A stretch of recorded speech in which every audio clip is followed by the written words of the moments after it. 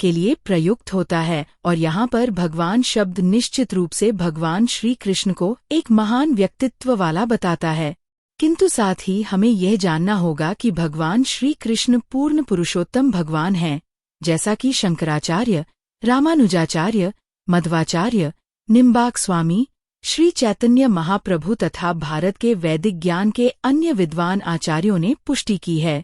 भगवान ने भी स्वयं भगवद गीता में अपने को परम पुरुषोत्तम भगवान कहा है और ब्रह्म संहिता में तथा अन्य पुराणों में, विशेषतया श्रीमद्भागवतम में, जो भागवत पुराण के नाम से विख्यात है, वे इसी रूप में स्वीकार किए गए हैं।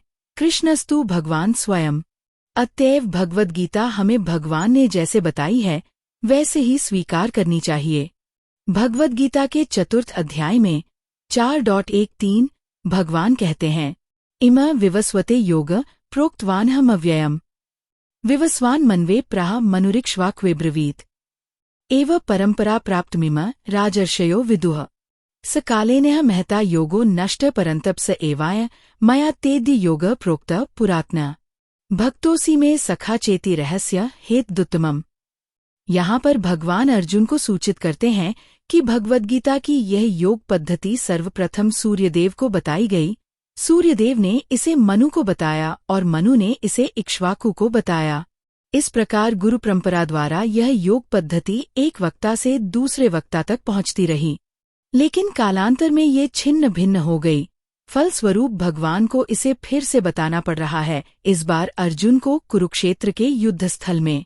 वे अर्जुन से कहते हैं कि मैं तुम्हें यह परम रहस्य इसलिए प्रदान कर रहा हूँ क्योंकि तुम मेरे भक्त तथा मित्र हो। इसका तात्पर्य यह है कि भगवद गीता ऐसा ग्रंथ है जो विशेष रूप से भगवत भक्त के लिए है, भगवत भक्त के निमित्त है।